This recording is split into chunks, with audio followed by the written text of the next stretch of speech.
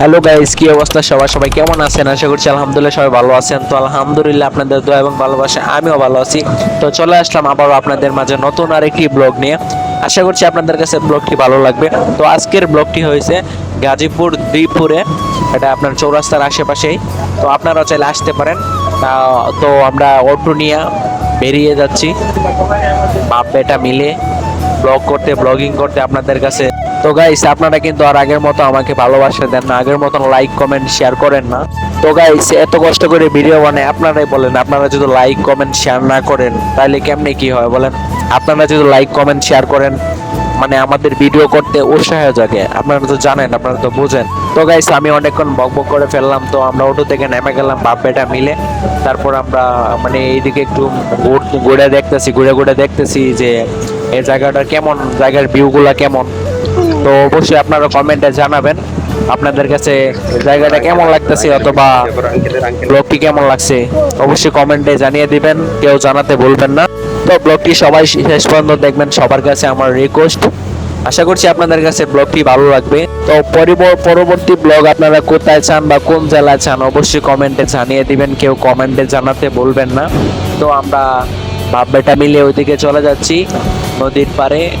নদীর পাড়ে দেখতে পারতেছেন অনেকগুলো নৌকা, মাশাআল্লাহ অনেক সুন্দর ভিউ। আশা করছি আপনাদের কাছে ভালো লাগবে। গ্রামীণ দৃশ্য, গ্রাম, আসলে গ্রাম অনেক সুন্দর। অনেকেই বলে যে অনেকের কাছে যে গ্রাম ভালো লাগে না। যারা এইসব কথা বলে আসলে তাদেরকে মানে বোঝা উচিত, তাদেরকে জানা উচিত। হয়তোবা তারা এখানে ইয়েতে দেখে শহরে থাকে, তারা হয়তোবা এক সময় না এক সময় গ্রামে ছিল।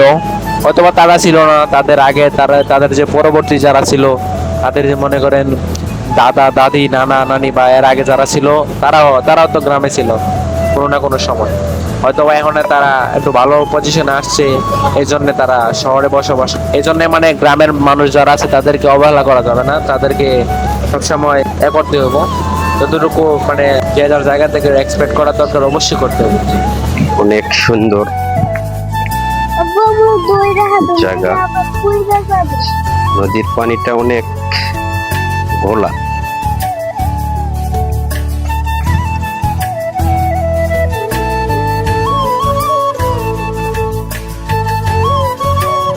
তো গাইস, দেখতে পারতেছেন এদিকে অনেক মানুষ আসছে ভিডিও করার জন্য, ব্লগিং করার জন্য। অনেক মানুষ আসছে ঘোরার জন্য, দেখার জন্য। তো আমরা এদিকে চলে যাচ্ছি বাপ বেটা মিলে। দেখতে পারতেছেন অনেক মামারা আছে, খালুরা আছে, খালারা আছে, ধান শুকাইতেছে। তো তো গাইস, এখন আপনারা একটু দেখবেন সিনেমাটিক দৃশ্য, আপনাদের মাঝে একটু তুলে ধরবো গ্রামীণ সিনেমাটিক দৃশ্য।